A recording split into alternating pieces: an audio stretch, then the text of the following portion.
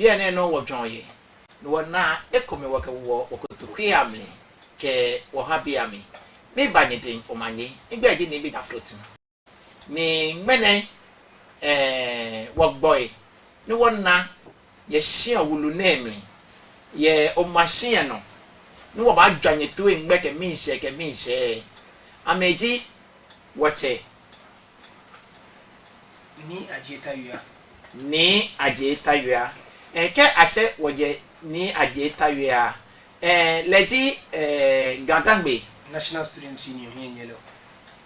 Gadangbe National Student BFA amehin yellow ewo ashino wuluko kan enidenshi like I know where me no Lord Yate me for lechemo ake nomo Yate iteme me banye domanye shia bi fair moyo wonder of election agbene te apa me hu Chaladromo abai Bonisa ochon abodan to e Bonisa wo me awonye afi koko abodan to onye jana kan dan yo nche ni bo hu dromo yi efa keke again di chele wole from ni jo kono e me ayi ashin anukwale kono ye mi ayi ashin ejage no ne ye mi ken wa ye ko yo abega bi be work boy ni work gbasan ni ye amegbe ni yen no ne akeni wo sumo wo fite be cry wo waka wasande ba hwe no wona fe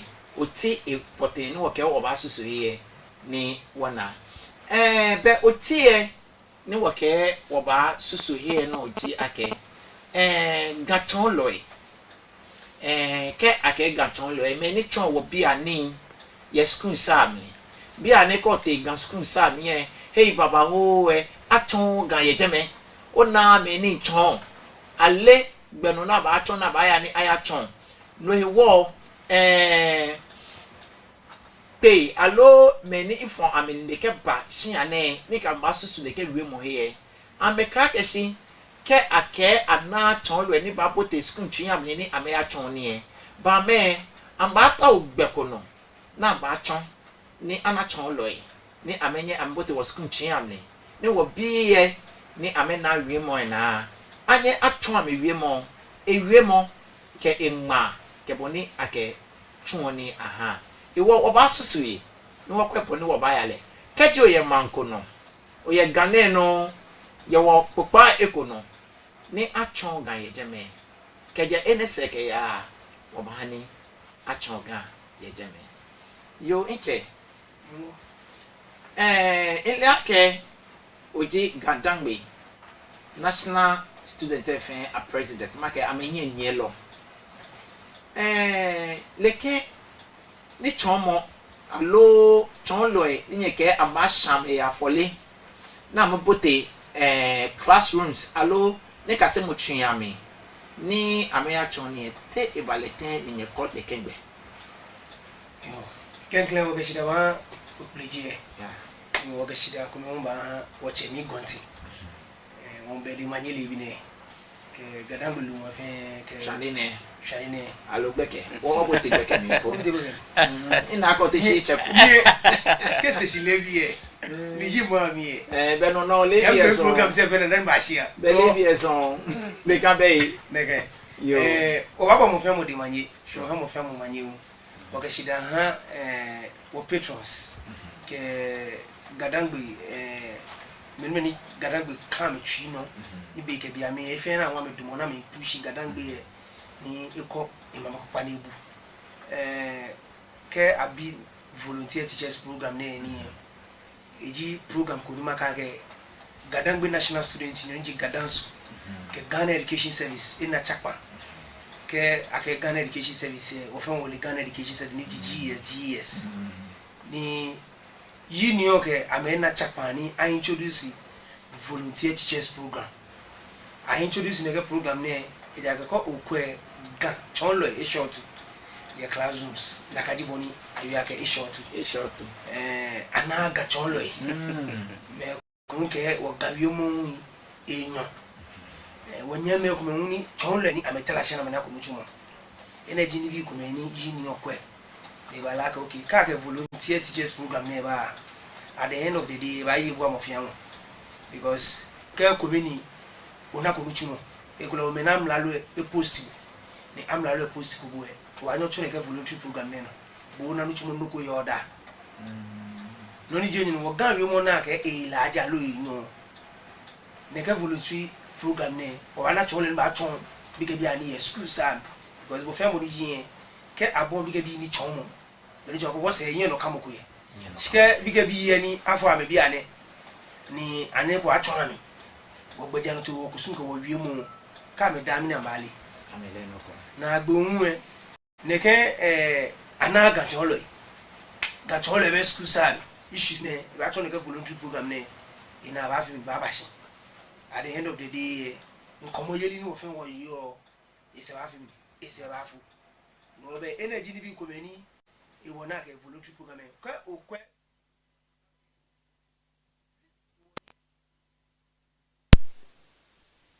obana ke ko te invest here wonye meni sa ka me aka se gan am if I invest sem ko te ejuma ku campus e level 100 bia e no eto mo 7 bi o me ipa wo bi wo ya ke kaji wonye me egbo na me department na e me 500 600 ni wo wonye less than 300 as an entire department ke level 100 ka agbe 400 ni wonye less than 400 e gadan gbe won ya lo won ba ke oti training college se ko nyami gan kaselo ni abeta me aka se gan na mba ton gan alo dangwe kaselo ko na mba ameva no number be encouraging your university ke ojeje me unu ba hia hu wonye me pina go school na atala hia ko bi ete ya aka se gan ni e ba nye ton lo ni etage na me post moko una post le outside the region e bu akonte na ge outside the regional post le je ga ba to no are de ba fi mi ba to private school da fi mi e a to ni e je mi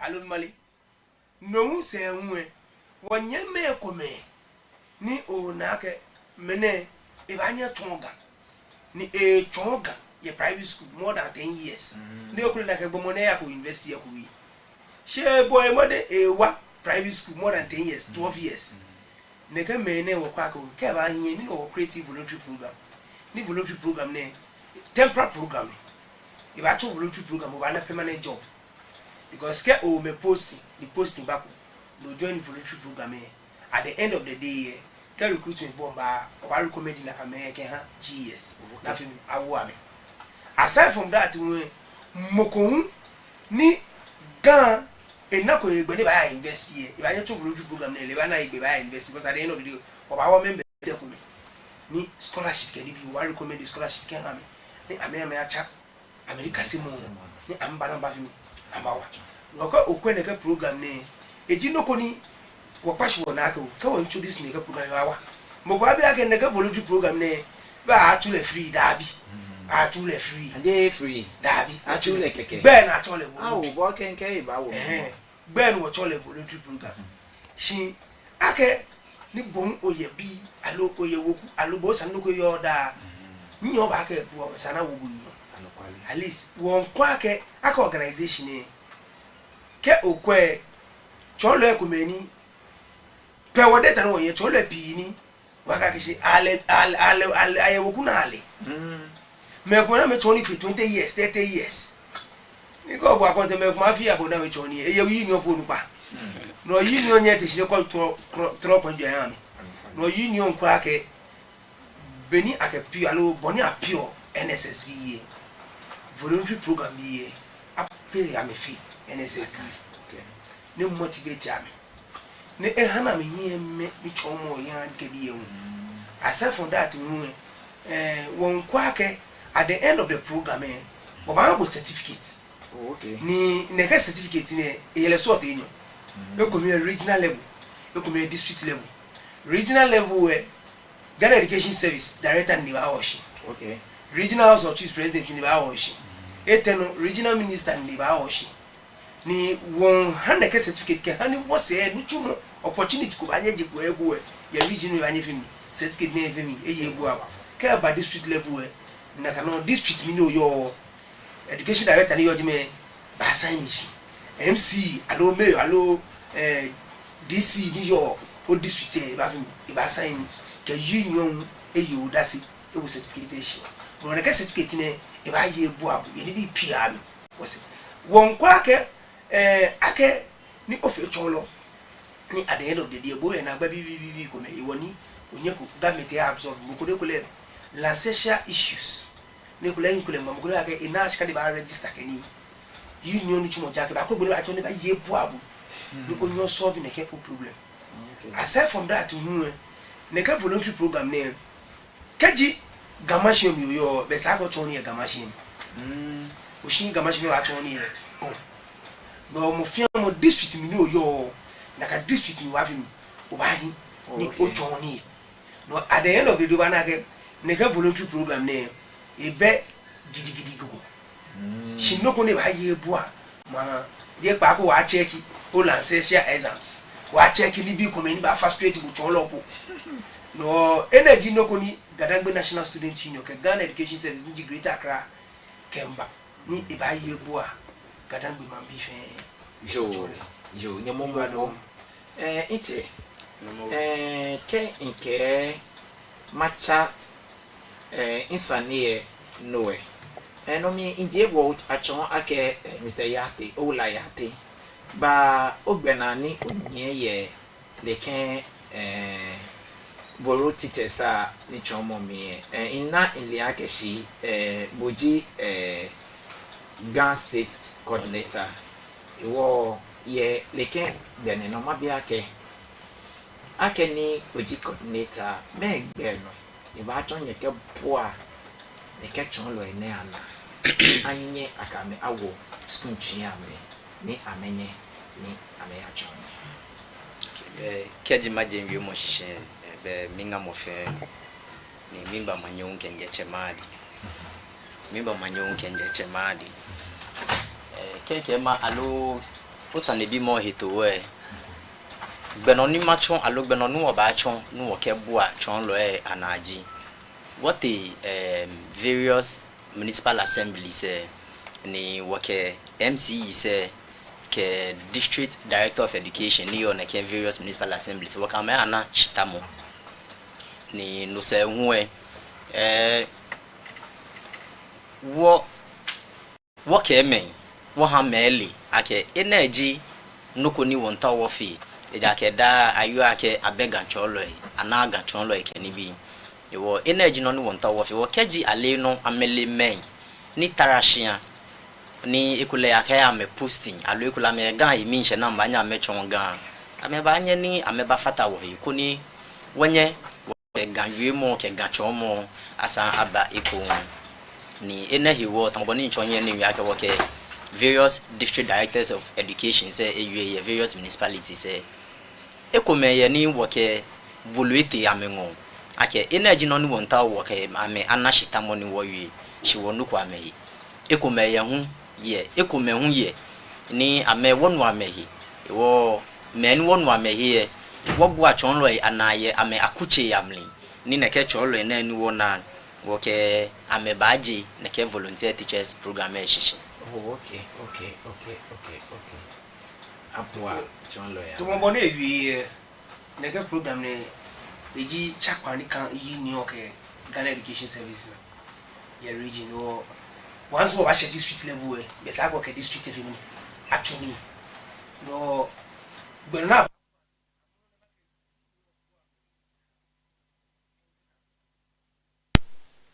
akaji me ni wo bua amina shineke me 120 ne what confirm in like 120 because it's a voluntary program. At the end of the day, Sakemo in the program is Mojuba. More a G, I will name me one half. More in the program, a meeting Mojuba. Danny, okay, agency. No, what you feel training. Training never you, that's it. How I go, mene, a man may have told down, Dangbe.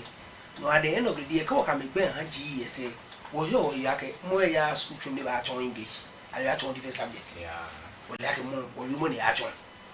No, what you saw, like a voluntary training name, can now my name.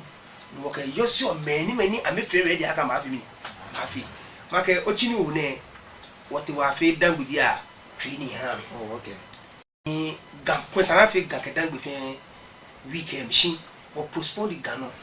No, Papa, I pick new dates. Can gun. Then we know what at least work at the German. Changes bad number was the same. At the end of the day, many bar.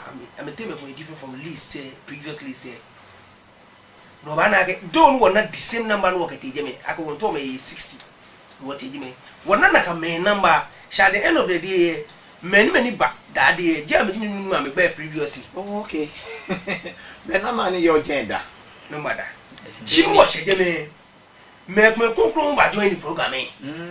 Now, me probably better list them. Oh, okay. No, be one a comprehensive list. Can have done with being work of a voluntary program. Oh, okay. Nakanoko back down. Where what fail list they have gone. Men work should be over communicate me WhatsApp group. Have a training. Catch a training be 3 days of a men baba listen about call me like a man about me because program me or permanent job through the program because G is my recruitment there. Many am a bad problem. Ni ama me mena awa me no tumo mi. O ka me beba na ka ma fi mi. Already work done bebe ke Gambia ko ma list is submit. Ni won hope ya ke. Nyo ba ke bu a won no ko ni. Chon ake wo. Mene amena permanent job. Ke fi na ka won wo e ba fi mi. O e ba jo. At the end of the day when you achieve ake wo. O ba na me na me na ma chon onye ma ni yes to chuan.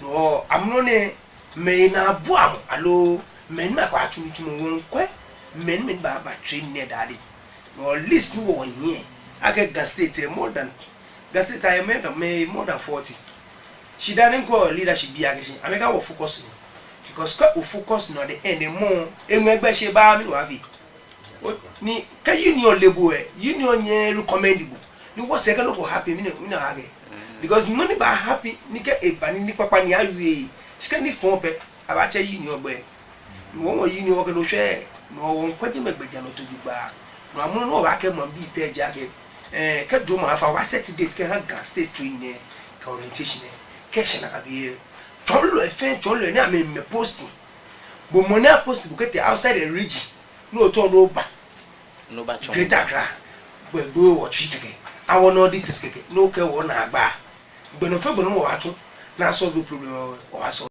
am what care work at the end of the day what to be na ka solve she wants audit to say ba she wodi onu tu mo ja ke gbeno wa no tun na solve problem no wo wa tun no na ka jiboni ni bi ba ya le program ne le make ni program ne bomba ike emo ke yiri ku me ba e ha chon lo education director say stakeholders work tun ni ye program e me pie na mission because I mean aka lele solution ko ba because kaji mokoni e anga ko lance share exams kai expect ka government ba wule ni chumo it's true she voluntary program wa fi mi wa wo no at the end bo na agba wo fi mi ni oji moko ni ekole eye keji 1 ka ta class 3 ni mene education minister je nche wi agishi neke mother tongue language afi le compulsory policy ni yo mo she afi aketu eni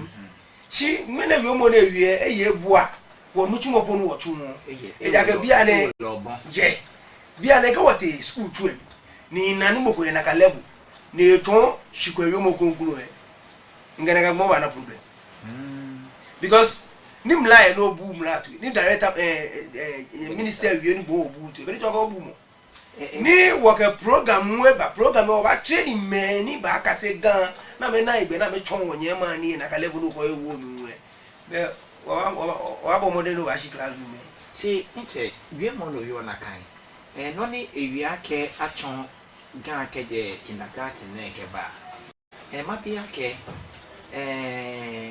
minister na ewi be amejam la lo ni yes kun ni bi ane gan den che achon keje basic one ke ba whatever afiten ameje shishike jeje meke ba okay ameke teacher say ba because many of them na me le gan achon mo te ameba afiten ni amechon keje like a basic ke ba okay ma jale ni bi mi ko fi area masuma ka tubu le bu le tu fa ba fa ke o te school first school I head teacher jeje me okay le no chumo jage ba ko ni ba supervise school ko ni ba rania ka e cholo ko ye primary na be ko JHS na angma BEC ye e teacher tanshi ni mo in primary ba ka mo ya ngwe JHS good when the challenges ko no yo the teacher say fire system na me men na me why basic school say apush am fe get JHS because of BEC na ba ama because kaji ena mo ko ni ba chon ni ye JHS ben to ka BEC digi ba me nya ma ngono ko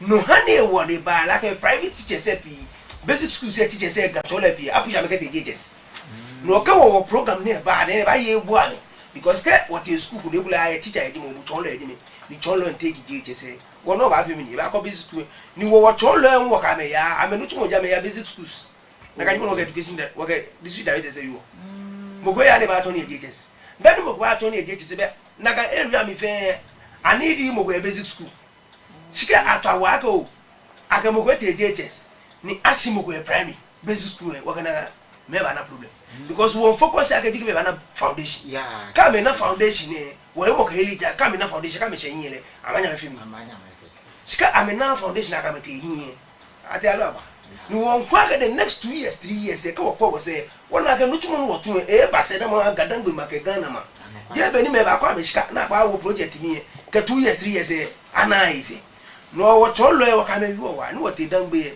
wo ka me wi ko no wo wa wo ka me wi ni bia na ehwebe na kama wo school choose am na ma ama choni amwa me teme kumeke na agba kumefo wonye ni be pie aka ke fie anya ka tuni she ko me na no kwale she no ni bon because ona bia na bo afi institution ni bo afi institution o wi mo sani onye fact de na ke wo no onye se Ghana state coordinator wo program e pi ne yo da se wo chop e pi ni be bien ko ala gbona e ko me o ba sha me ne me ka sha me na sha me ne kaji nyele na kan nyaku e ba ya nyi nyenu chumo nyaku e ba ya nyi kanye na no kwale ne kanye wa fo mi be pi ko ka chole ko me gbasa na ke o ni ole akolowa na ka wo ya ga ni wonanu wonene sana allowance sana fe ne den question bi o ja ga cholo jibo ka ko wete akolowa ka ya choni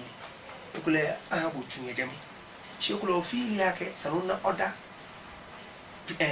benefit privilege alokule ni bi ko me benefit ni o feel yake sanuna ni ona onyo blame bi ke bi no baga no wo aton different subjects mboko kami wi ne kami yake ni kanye run your program nye ka allowance e bia no hani wo ka allowance bi wo program e yake ke wa ke chole bi kele dangbe yo ke it told them 9 years. She is shifting at home cause subject because in now extra classes.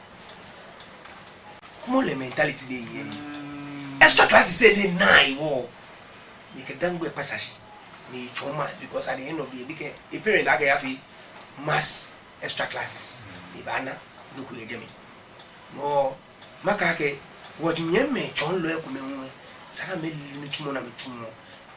Cholo jiboli aka onu chumo ene ka doctor fo jiboli aka onu chumo ene mo fe mo le ni chumo ke boni ba tule ha e ka expect aka e ba na fi ka je na ka wonye wo ma ano kwale she ni $1 wo fe wo ye school mi nti ya te wo fe wo ye school ni ni a chon ni me me chon ga e wo ka he classes shika abaka ha mi ko ni wo jame hu e maka ke ejo chon lo beni okay school no pa e ba tashi e ha meneke in school je ni choni e nkwa ma ke dabi wo fe nu chumo ko me no wo chu money chon bluffo e bluffo e ni ajale mi alo agbala mi bagan mi ni e gan chon na ka no ni kemo ko hu chon twie le na ka no ni akete twi wi mo mi wo nu chumo ko me to wo chu e wo onye ni o ha mene noko ni mi o ha mi ko ko fi na kan shishimo ni wo makake chon lo e hu ni yo school chujin ami ni amwa me chon ni e sake amwa mele bini ameba bini bi komenke ha amehi ni ebawa ame beje ni no chon ni ewo ni aloje ni o chon gan ewo ke school onupa ko ke neke be agbene bo o tasho ko ni ewo dabi bo esa no na ke yo mo no chon yo mo wulu ni yo mo hiyan jogba was ake ona sumoko ni ole no no fio onmishi sa ko na sumoko no le no fio ke ibale na kan oba ha ni school onu eba ha ni school onu pa hu e amwa make bule ko ha bu ni keji afi no ko e amegbla bo ke fata amehi yo e wo be ni be no wi akeshi allowances na ekele bi be kenye pe ekele bi mo mo den akeshi le ken se ni yo kenye tenye ka ma wi a ka e classes e fi yo po chon lo ni yo mi ame won kwa mi e ja ke basic side nle akeshi ka e classes aba mi ko. Okay, bono you na kind you are don program to boni chonye wi is in collaboration with Ghana Education Service. Bo fa boni jin chole no ya ajime am a welfare union.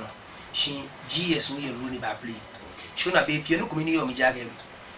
Le GS a government institution. Bo the government institution bo ba. Iba kwa no bo afi. No no bo afi ni ba wule wala ko kele we fi ne. Onu mi at the end of the day, Nako, Nibico Menisaka Fiat or any fee, Demo Baka Lynch about me. Nibico Bafi, Ni Tomoni Blachon, Chola Kume, BPS, Samuano or Jalewa. In Koanake, Quite Jelle me a cock. Come go to a bua, or she do my Puaga Gomeneo. Melmone, I would have a quay, she may be what Tiam a core or appearance. I am in many tonga. Not me extra classes. I am a grown up, no big question. I get me. I am a grown up, Thomas. Not me for extra classes. I am a grown up for extra classes. No son boldly blue by blue card. She no come in on a jacket, a tonic program, no what all your commander. Ni Danny or you or you are Ganazue. One Tony gun, Dangbe, A54. No cat Dangbe and Tony A54, minutes of it. What boy, what they are investing. Go and invest with me. Ibafia kono ni me bafi mi ba nyese bio yake keji a classroom ni classroom na yo ni gacholo nchoni ni ene chon it a visual aspect chon bi ke bi ani aside from theory ni na malogo joke true visual. I mean I'm talking about visual.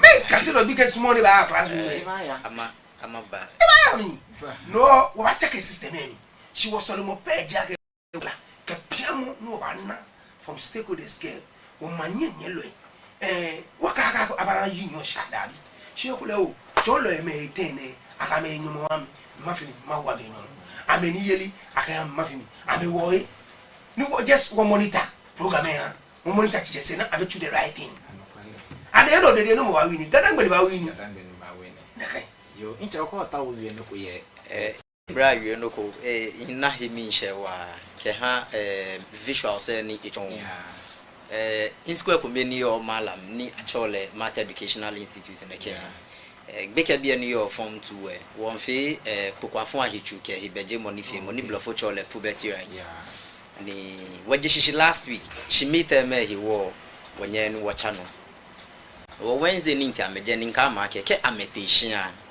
ama bi ame follow beno na achon ni chuchuwe gamen shion otofo keje gamen po mano noje alo shikwanyo ni jibuwe ya bi ochese alo onyese ake chuchuwe kenye fiote ni nyeshion nyehi otofo ni anukwale shoni hu na ni jinye ni nteye beke biye o na ake ekume ama bi je ni ekume beke biye te abi ni sanebi mo hu ni imbi ame o na ake shi ameke amedwomba ewo eneneke ehani beke biye amenu no ni ya no shishijoba ninka make amebomode shi Friday came back so aniji wo ke ntejeme mabigbe ko ni ake computer lab ahawo ni agbene woje TV no boni gamen shion otofo ameha ni je enaje inkenkleni ni afi ejeme nkegbeke biye wofon tamobone ewie visual se wofon kwemu ni eha ni amena himishe watamobone ewie okenu noko na kanba ya no ye school sa mi e ba wo gbeke biya hiwale ni eba ha ni amemoga awie momi joba ba wo gbeke biya hiwale ni ba na amemoga awie nche yeke voluntary any chomo na efe me na ke fe ete adamo amlalo school sa bona si ankro schools ni yo wa gadan we si pon na no amehun te akame ba ya le Niji private school say. Niji private school say. Only no community or media ke. Okay, government if you collaboration to solve a issue, a national issue. The first target should be the government. When you solve the government, government and ba piabo, ba solve public school say. Public school say pina me go to it. Baba o. I feel like I'm in my school too. No go te, I mean you know, she me get Public low private. E ban because what I me ni ji maja che me cash na ka bi o what I me. Ka wonyo wo solve government no ha later. Private schools are me GSA, shall me GSA. No go na ni government wo shoe din wa wo shoe tu. Eta inside ne. No amele wo ka me pasa shidan. Ni wo kwegbo no wa wo chon wo na gacholo e bi. Ni at the end of kenke wa ga wo need gacholo over 600 wa mi oyi. Wo need gacholo kedan gbe chole. Ni ba fi over 600, 700 ya Greater Accra. Wo ba need over 700 plus. No, I feel empty schools. This should tell me I may need me to 40. Now I feel just school sam. This should tell me. This should tell me. No, no, this I want a come here, Jack. What could no one to? You walk program me. I can what training me. Ni ame chon gan mo. Ni ame nako formal education ni ji university ya ka ni bi wa ko train wo ba me ni amenya me afi temporary teachers ke ha wonye me na metala hia akobuna anya fi ni ame ba on board me na me ame je ni chomo na meta me tuni na no chomo ka ni because of ame na opportunity ame ba back na ba anya me chon once no ba nyo chon gan ba nyo chon dan gbe no ji ni o focus ni akobete ad mo board ni GSA na ko mene e ba anya chon gan ne ba anya chon dan gbe no ji no wo nkwe Kwale. Seven taplaje shila foji wojo pitology wojo once no ba no ton yo mu awo no jino ni eyan woti no one need ake mebo e fa ka me fa distribution e ba ele mle public school se le waka me e pasa shida public school se ko me ni gan follow anoni ame pu ame ngana atoju shikeshe na kabie wafu na gafa e wache mani kawa bole yaun wote niga asimashine wo wi awon ale ekume po na ke ton lo ekume ya me fi ame test lolo ame wo ame ni to me yen kai shike na ka bi wa fu na ka fa wo solomo page yake ton lo aboard na nya diploma wo school sami ka diploma bi ani wo monitor me na ka me ba region because afifa fi me he transfer ke ba Greater Accra last week again wo kunyo ko metwa na twa me ni adie nyanyoko ishanu eto ne na transfer keba enough she to transfer keba southern side ni bia ke mini language ne to ne ke eto twi no ngbeje ngbe ne ko ke Accra ni ga wofa no twa me bola no tumo nju mi wana shu amebo okay mama man le muko ke East region alo Ashanti region she ake Greater Accra le forget mo no ba she be ku men na me ba Greater Accra na ma ton English ni at the end of the day ka me swap ka me ton go blue ese ba fu because na ka be wo rebo se o classroom me no ba na no ya no see okay dan inche ora ko ba me nke eko ba cha na lo en ma wie ne nka yo be ni wa hin fa ko ni wo ya school mo ke o she basic school se ma ke mango ko me ke ba maki sen kome sen nyo sen te ke ba class teacher ni actually ne yo de me ni chon ni enyo e chon ga subject e chon fe ke agbe ona e wo abe chon loko ni e ba take a class because no ni your syllabus e ni fe e chon ke ga fe ni if it amo teachers na here ye classroom say amne bia ne je ga me je ame ke amete training college na me akase ni ame fe ga keke leke me ne I employ ame awo classrooms ye ga ganda me popa ano leke me ne te amba fe ten ame chon leke ni because in asla boko ye school ko ismo mache school e de ni abache mami achegbe mami ewo leke nwie mo ne je ni e patan obi anya lo tefe wo bi eten ona program ne to mo ni wi o afi men am ye school mi mu aka men na to mo cho ye school mi mu government ni wule e je mo nya ahwele o ba create workshop ni ka workshop na kwa chon lo ene aga kedangbe no oba chon mi na ba nya me chon no oba chon mi na ma chon ko nyo ofe ko ready then you move from that place okay because all be say na mo eje me ka ga twa no basis no twa no basis mi no je mo do mi no fio no ya ga sin wa level ko wa chala ga level wana e ba ngon na ko ba monitor program e ka shi program na abi no ba na ni bi no wa fi ni bi ko me ni be bi e wonyo wo wie because gentele je no ya school mo na ni bi different baba ni e ko me ni ka wana na yin wa wie shi mi yo mo ko ni ka fe wi o jage ke okwa assembly I am New York ni ji committees ni ameko education na traditional reps ye jeme I traditional reps ye jeme na me wie I traditional reps every ke into maba mapuse maba ma jaji okay every assembly Yeah. education committee ni yo jeme I traditional rep ye jeme no issues ni ya related to Gadangbe issues I discuss here na kale wo no question ni ka be bi oja ke won pa fai o pa me gbere fai education committee say traditional reps ni ye jeme amba bo ma amani elu no ni ya na ye jeme lu ka gbe exam say na ame bi obi ke bi ani kasem ko na tele lo ame ka ehian lo because keji ame ntu na kanu tu mo ojoba sani gbe ke bi e mo na wasajiana shi wo ba sheji megbe hu because issue say bi ni ko dwen obi aga ni te balete shi no ko be wa bi wo ga wo sha shi wo ba jadi no ani wo ko ne kanu tu mo ne wo kan pia education sector ka wo ga wa complaining but wa du mo ni wo du mo she rather over when what to solution work pia no of work pia education sector a region no na kaji woni na kai jo o fine na me o ta o ba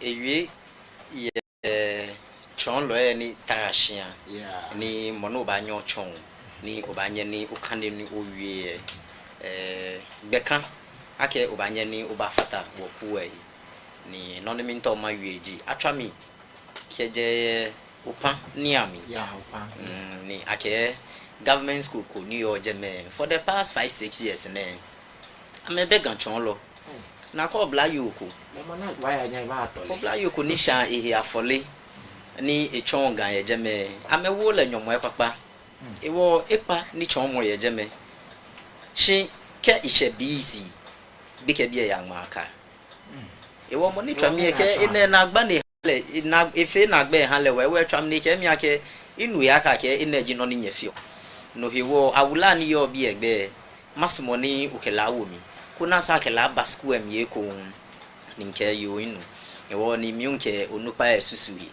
o be bia ne no ni mi nto ma yueji mo femu ni obanyo chonga ni okanega hanwole meku ya school ni amafio ameya university se titiri ejumaku ni amafio gan minor ni neke mene ke amegbe na be aka mete fantegbe ke neke ni bi ne dabi na amafi gan minor be ni twa keshi ameye gan he ni le fio no he wo mehu neke amehu amehia training ke ekole orientation ko fio alo workshop ko fio ni akesa amehi ke hanga chomo ewo energy no ni nke ba fata imbra yue mo yi okay jo kra kema bisa ni ye ni chumo na ni ama chushine ekole boko ye jeme ni sake etuni ke ite jomo ni ani nyegbe jama keshi ayenoko ni wose ke ite jomo ni ibanye ege toale okay nke doko agbe yu mo ne program ne retired teachers ba ne gbe oh okay mukoni eti bi jomo bi ni ye wale ni ye mukoni be wale kenke mukoni be wale mukoni ebeti mo chi wale mukoni ye wale ne ona ke ya 60 private schools ba ni ba join dan gbe no wo ye one retired teacher nka ma ke retired teacher special ni how if I feel special. Oh, okay. But when I in Chaloko, you what private school? Na babe kla. Michael, Na babe no one need to give more cholo. Don't bring about it. We need about over 700 teachers. Yo, me no want for education. What on your system? Me gan what on what in your money? I think I started teaching around 2005. No, okay, 2005. 2005. But how many years? 20 years. No, 20 years. I mean, was some wasted. Yeah, no, maybe what I mean was some wasted. No, I go anyhow. No, but 20 years be no so very faithful. No, anyhow. Money you are getting.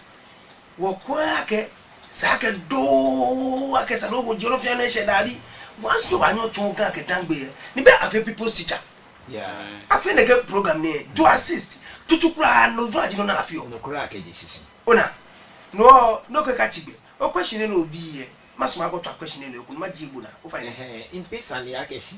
E wo me ne be ba twene ne yele kenye program ne ka me ye na me retire. Me ne gbaji anoto ato ke ha ke isha me retirement service. Okay. Me akwa ye abo ame. Okay, nega program na je permanent job ni. Okay. Temporary job ni. Temporary job ni je permanent job. No can no jomo ke gba ke ko ba me o ni permanent. There could problem o problem ni yo me solve with table. No ani wi akeji. Program e call join the program e pe. O problem ni yo sana solve ko o problem e je kule lance share issue. E kule o me posting. Mo kule retired ni. They ba join ni. Temporary chumo. Okay.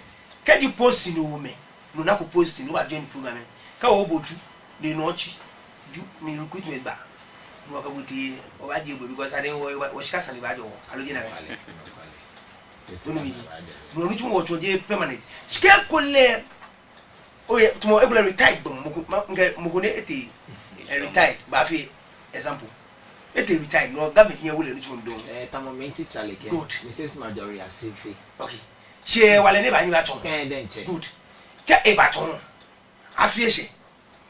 In the following year is market to go. When bon na ga me ne wale.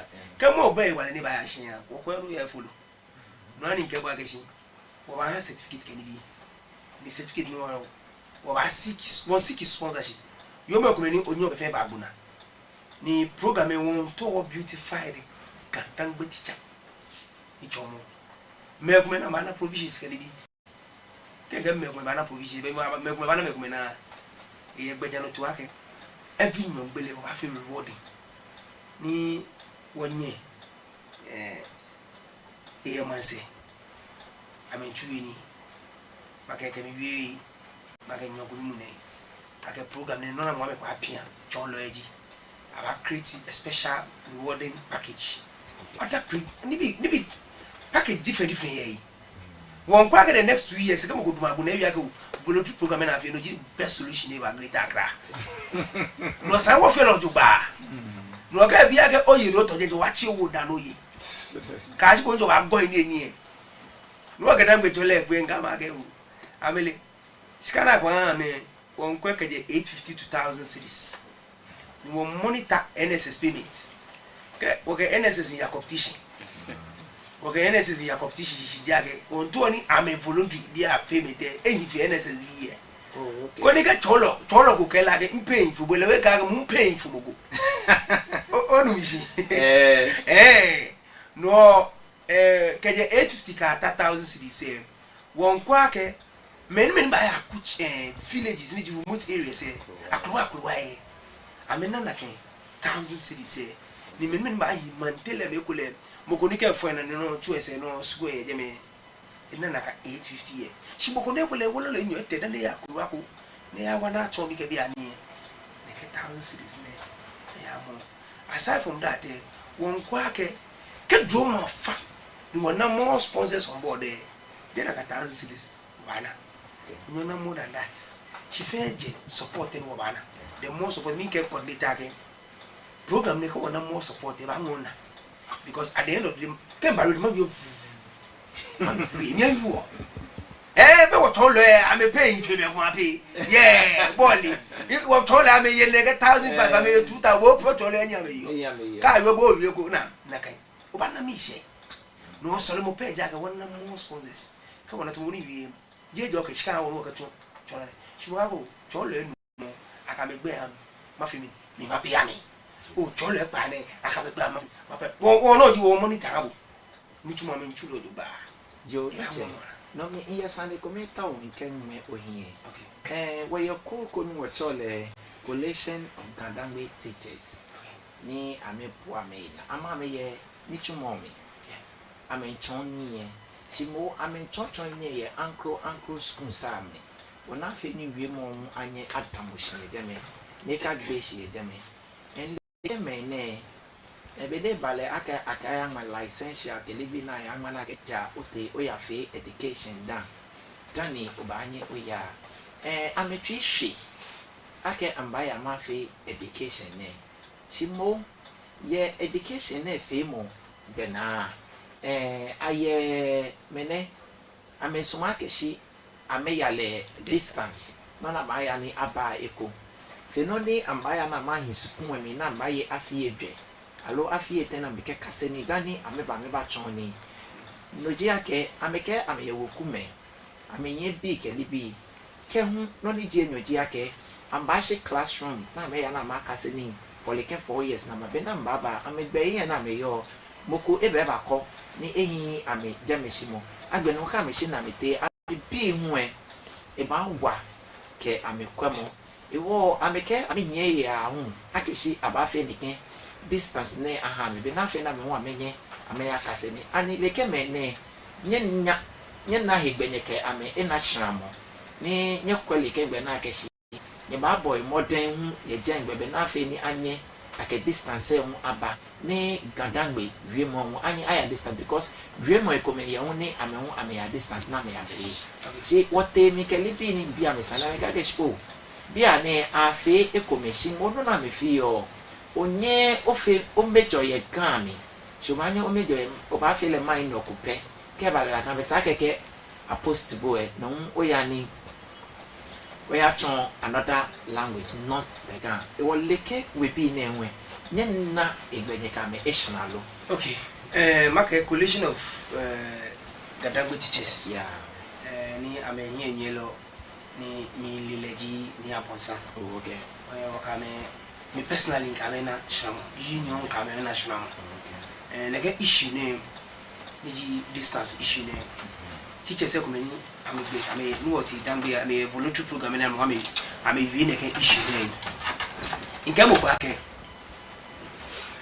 aye training college na aye Jumaku campus ni university ni GS ko training college you absorb your book quickly normally yeah Scotty Jumaku campus e wake e ba absorb you she wonyame bi mu ade na be Jumaku campus normally na be short training college ni university on wa me na me na no tumo oya no wo ku ba fe pe ake o ba engage university aga o na wo man bia yi se eja ka mo ko ba school afi edwe me bu akonta wa je hwe mo shika afi edwe le tushika abu e they shit at least you should be able to assist because no let ya ka say at least can recommendation letter put banye je bu am point ene sket no go plan of villa go ya nya ba o ba twa ya dafi wonye ma mega adi me don ame training college ko gbe ba wa me e wa me good no ko ka me na shitamu won pa ne fai wonye me ko mani e ko ncho me ma me 30 years 40 years na ye ku opo nu papra baba o no ba kana ka gbomo ya ne shi nga ka bi no invest one pabo fight no mi to o afi no o afi she work for we nani because one to solve any problem down ka was solve any time bi na me na ka bete outside the reach ni ka ma fi mi baba dan wo ba fi mi bi an wo ba invest em bi ane akon panye fight wona ka wonye ma bi ka me banye je ka me gbara ka matashia ka fi ha ma wo won pa fight school jogo afi ego ye ga ato space e ko school jogo le bi wo ba na space ni da na be fe even voluntary program district wa use and then over locate district classroom se come na ka femi nye ka ba ni kwa twa ni ke ni ga da bi e be ko wo megaphone e won time ma mi won pa ni fai ke ni teni me ame wan nyi na ntumo wo nye ya training college ni ke ni gbe na nye na ni ka bia ka workshop alo training come na ba Africa wanye na Africa wanye she program no wa fi more training wa fi training more because no realize the teachers say bi ni they need more education. What the festival could a big question could mene answer they can have from mene answer. She at the end of your to a genic books would Gina make a cassioni, would Gina get charming, which I believe I can. A shenaka being what I should from what she walk away to Chile. I could walk on a community walk push Kawama. If I knew you go off no Washenaka level, Kawashenaka level, one of no wafai. When you may wash a con, Nichuma Kasha or Mugo Kebaka Gadam Nichuma. Solomon Samutaj to Solomon Moni, I may say. Ni amame soleako dabi o menenya achievement Solomon Moni, I made intelligent akla admo platform kokon na toys o menema aka wa mekani shin problem point ni waji jemi wa o wa gadam bi man bi no wa you know bi baba no kamo ko tashi ne ke bu aka ka wa menema wo bon chosa ni ye wo se wo fo wo bu akonte ko bi alumali ka che wo akonte wa no wo no chuo pe no won chu jaga de won kwa ka 5 years 2 years 3 years gadam gbe e ko mama pa ebuka be education be fa o yo mon go yo ne so gadam ebahi gadam gbe bi ka segbe mogo ka segbe kula no ko ka jimu kunu jamwi si bia ne sa wo bele wo mbem won na ke no no wo no ni wono woko no ni je wo no no mo efushi no no wo no ni bo fie bo ni ji wo ni ba hye no wo bla wo no wo bla kemba no no ni wo yi e ba hye wo yi wa ba hye wo yi no ni wo no ni e won ko wo ni kemba wo ke ha agbe ya ka ke ni bo no ni onyo ko beku hiyo iwo wo hiwo ni ake gan adangbe yo wo BFAB nye ni yate BFAB me wi mo yo ke ha chon lo e agbene ke me strote ni ka sumo amba nani ameya me boale ke ku ne ku e aye hin ni gan akọ e mama papa ebu ye ikase me wi mo fio ni yo ke hanga chon lo eji ameni janka je wi mi na ke BPE tamo Kuglat Coalition of Gadangbe Teachers ne ne ke ni owia mesane BPE ke ake wiumo ko ngmejeme je mo femu for me shin obana ke amena ke shin anye afi nuku ekomi enyon be agbene atwabo yese isa na mba afi na kan keji ake nuku ngmejeme amehu amechon ni ye hisumu kuni ameke amesolimo apia ni yese ejake amehiru no ni afiyo no na afiyo ewo keji ake nuku ngmejeme ni amewie be ambahani meni hie ni ehie ameni jaje wi alo eto amefulu ewo masmoni ma wa mehi wale keji nuku e amo ameke amehi awomi gancholo ehun ni tarashia ni amenpagbe ake wamokuba aje hiku ameba wamokuba aje hiku keba keji amenu hie ame bibi alo amebi koni acho amegbe ni ameta wo segbe ni agbene won wonye wo bua amefe na ni Gadangbe iko imama papa ibu minda education directors ko machine ke ha amesumo ye gachomo hi ke utega central aneke imami komeni yo jeme Madam Rosemary akushika enya aga hiwa nino ewo BPE ledenche enya efio ni bi ke wa gan mapa mo fe mo fai kuni amenna gan hi minche ni amehunsumo ke noni sake amefi ke pia gan ise amewawo jo amenna gan minche nino ni sake amefio ke wa gan amefi be na fe ni gan aye yo ichade wo biete macho le kibene no mamu shida pele habo wa deji me na ichenye be konkron wa sa wo ba no but na agency ne be program agency program awo no bia ne agbono wo na agbono ne be hia wo ya bon ile bi ba ya do ha wa ba hia ne wo ba jaje mi ni mo ga teteke tetefen anale boni wota wo kan e kasemo ke ma ke wiemo akashin ha woni afi ni ejemba nyumo ajonye akeni ifonile itenye nye jofu mo ehine ba nye ba gbelele bi ahie achon wo kwelo e ni ko wo fen yo ablari abi wake aye fen oti ayalogo aba e siche oklenye mpocho ofele den on if you win kashipon le day le ebaye ebu awo me no chike yo wa fe wo drumo wo ba sa wo pe wo ke aye nkomo adwen si dani machine leke this month na enyo na no Church of Pentecost what declare le ake susuma pomo nyon mo femo kola ke afine okay ko bakwe boy wo modern akeshi oba judge sande papa on hamoko bona fe hu ebale Kristo nke ebale Kristo